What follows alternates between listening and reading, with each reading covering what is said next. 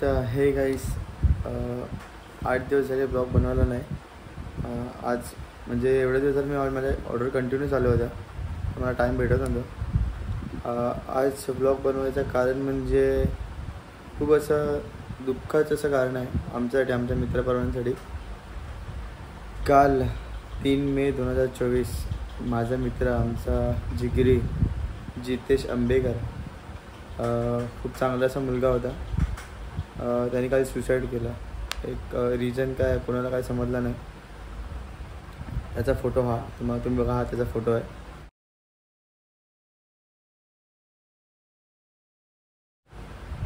वयाच्या 21व्या वर्षी त्याने सुसाईड केलं.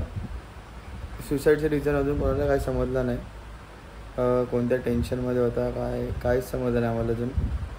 काल मला जसं माहिती पडलं, सकाळी त्याने 11 वाजता काहीतरी सुसाईड केला.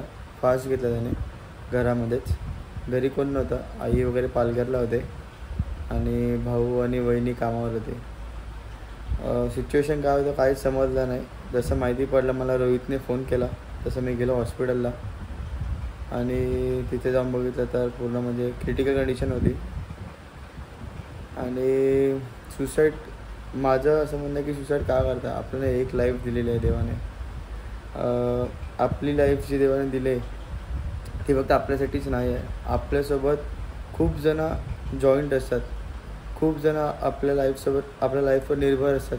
जसं की आपली फॅमिली, आपली आई, आपले वडील, आपले भाऊ, आपले बहीण, आपले मित्रपरिवार.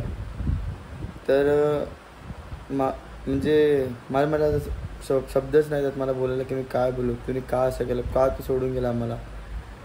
म्हणजे खूप वाईट वाटलं. काल आम्ही गेलो हॉस्पिटलमध्ये वगैरे, तिथं पोस्टमॉर्टम वगैरे त्या टायमाला मी होतो तिथे. तर प्लीज भावानं असं नको करू.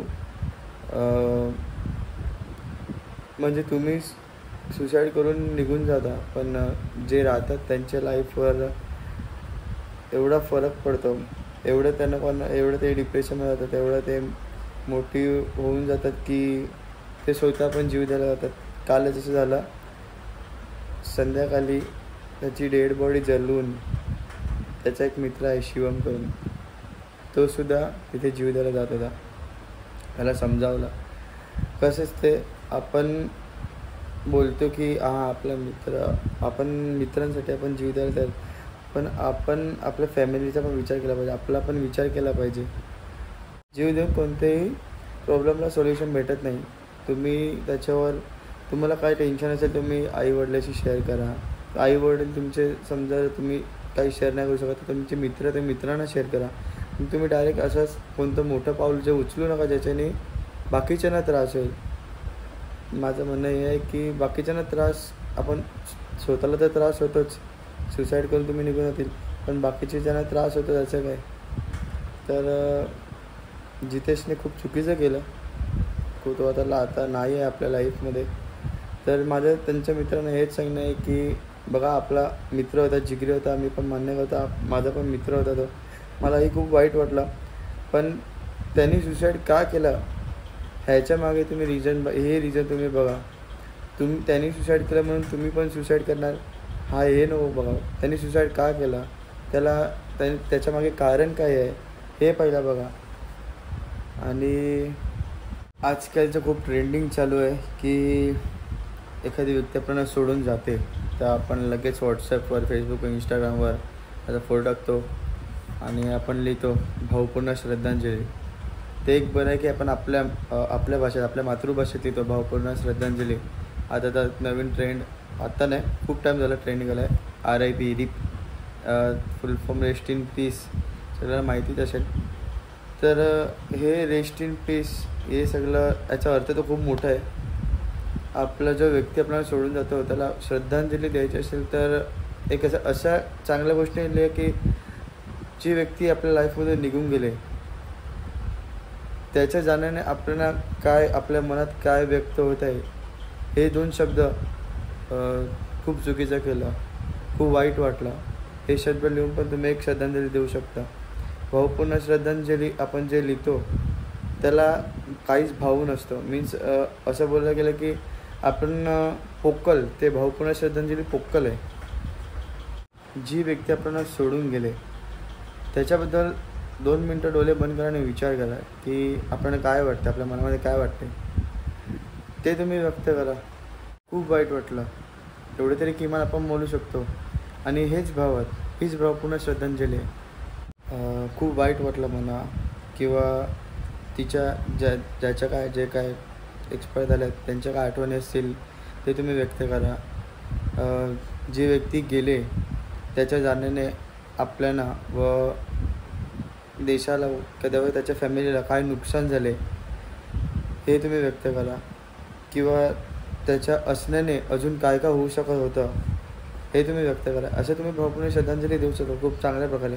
पण RIP लिहिणं हे खूप चुकीचं वाटतं. मीन्स मान्य करतो मीही लिहायचो पण मी हे टाळून दिलं. आपलं भावपूर्ण श्रद्धांजली आपण त्याच्याबद्दल व्यक्त केले काही शब्द आणि भावपूर्ण श्रद्धांजली टाकली. आपण त्याला श्रद्धांजली देतो पण हे फक्त RIP टाकून नुसतं पोकल आपण श्रद्धांजली देणं हे बघा माणूस फक्त जातो, त्याची शरीर जाते पण जो व्यक्ती जातो त्याची आत्मा आपल्यासोबतच असते कायमस्वरूपी.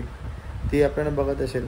आता आपण फक्त भावपूर्ण श्रद्धांजली किंवा RIP टाकतो तर त्याला कसं वाटत असेल की तोही बघत असेल की आपल्याला किती प्रभाव पडतो त्याच्या जाण्याने किती नाही. तर हाही विचार करा. जर तुम्हाला श्रद्धांजली द्यायची नसेल तर तुम्ही प्रॉपर म्हणजे सोडून द्या. म्हणजे जिकडे आहे तुम्ही त्याच्या डेटचे वगैरे ठीक आहे, जरा आपला मित्र होता, आपलं थोडं दुःख झालं ठीक आहे. फक्त नुसतं श्रद्धांजली टाकून काय मतलब नाही. त्या आत्म्यालाही वाईट वाटून देऊ नका. आणि शक्यतो माझं हेच म्हणणं आहे की आत्महत्या टाळा.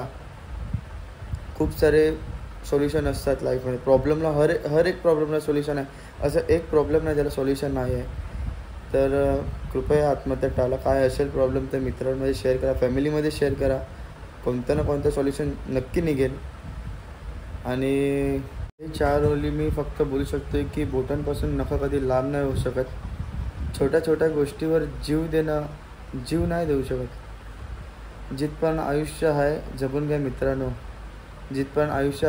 घ्या मित्रांनो.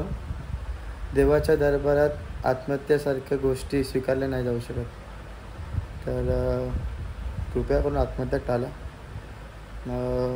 जे काय जितेशने केलं आता काय रिझन आपल्यालाही माहीत नाही, चुकीचं होतं. बट आता आपल्या हातात पण काय नव्हतं. आपण जेवढं आपण करू शकत होतं तेवढं आपण केलं. बाकी आता काय बोलू, आता मी शब्द नाही उरलेत. माझाही आपलाही मित्र होता. माझा फक्त त्याच्या मित्रांना किंवा त्याच्या मित्रांना मीन्स फॅमिली पण त्याच्या मित्रांना एवढंच सांगणं आहे की त्यांनी जीव दिला म्हणून आपण जीव द्यायला जाऊ नका. त्याच्या आत्म्याला वाईट वाटून देऊ नका की माझ्या मुले बाकीचे जीव द्यायला चाललेत, माझे बाकीचे मित्र जीव द्यायला चाललेत. हे करू नका. उलटं त्याला त्यांनी आत्महत्या का केली हे तुम्ही ते बघा. रिझन काढा त्याचं की त्याने आत्महत्या का केली. त्याला विजय प्राप्त करून द्या. ते कोणत्या प्रॉब्लेम समजा त्याच्यावर आता आपल्याला मी काय बोलू नाही शकत की काय प्रॉब्लेम होता काय नाही. पण हे तुम्ही रिझन शोधा की त्याने आत्महत्या का केली, काय कारण होतं, त्यांनी कोणत्या दबावामध्ये आत्महत्या केली का, की त्या खरंच काही प्रॉब्लेममध्ये अटकला होता का, किंवा काय XYZ जे काय असेल ते हे तुम्ही शोधून काढा. आणि त्याच्या आत्म्याला शांती भेटेल असं काहीतरी करा. उगीच चुकीचं पाऊल तुम्ही उचलू नका. त्याच्या फॅमिलीला सपोर्ट द्या. आताची जी वेळ आहे ती खरं म्हणजे त्याच्या फॅमिलीला धीर देण्याची आहे की त्यांच्या घरातून एक जवान मीन्स आपल्या याचा अडल्ट मुलगा 21 वर्षाचा मुलगा हे घरातून देत होणं म्हणजे खूप म्हणजे एवढं घरातल्याने त्याला मोठं वगैरे केलं आणि तो घरातून आज नाही त्यांच्या फॅमिलीसोबत नाही. त्यांच्या फॅमिलीला धीर देण्यासारखी गोष्ट आहे. तर कृपया त्यांच्या मित्रपरिवाराला मी स्वतः त्यांच्या फॅमिलीला धीर देण्यासाठी आहेच. तुम्ही स्वतः त्यांच्या फॅमिलीला धीर द्या. काय लागेल त्याच्यामध्ये मदत करा. त्यांच्या भाऊ, त्यांची आई, जे काय असेल त्यांच्या फॅमिलीमध्ये जे कोण असतील त्यांना धीर द्या. आणि कृपया करून एकच गोष्ट सांगेन की जे कोण आत्महत्या करायचा विचार येत असेल मनामध्ये प्लीज आत्महत्या करू नका. हर एक प्रॉब्लेमला सोल्युशन असेल. शेवटपर्यंत मी हेच सांगेन, सोल्युशन काढा. आणि तुमच्या लाईफमध्ये सक्सेस व्हा आणि बेस्ट ऑफ लक तुमच्या लाईफसाठी. आणि बाकी तुम्ही व्हिडिओ बघतीलच त्याच्या, मी जिथे स्टार्ट टू एंड अख्ख्या अंत्ययात्रेपर्यंत मी त्याचे व्हिडिओ टाकेन, नक्की बघा. आणि तुमचं जे दुःख असेल ते तुम्ही शेअर करा. तर नक्की भेटूया आपण पुढच्या व्लॉगमध्ये. आजचा व्लॉग समजू नका, आजचं मी फक्त एक व्हिडिओ यासाठी बनवले की माझ्या मित्राने आत्महत्या केली, तर असं अजून खूप लोकांनी आत्महत्या करू नये. मी मला आजच्या व्हिडिओमध्ये सांगतो की प्लीज करू नका सुसाईड. आणि माझे 2 शब्द मी माझा आजचा व्हिडिओ इकडेच एंड करतो. तर व्हिडिओ नक्की आवडले असेल नक्की लाईक करा, शेअर करा, सबस्क्राईब करा, बेल आयकॉन क्लिक करा विसरू नका. तर बाय बाय, भेटूया आपण पुढच्या व्लॉगमध्ये. Bye bye.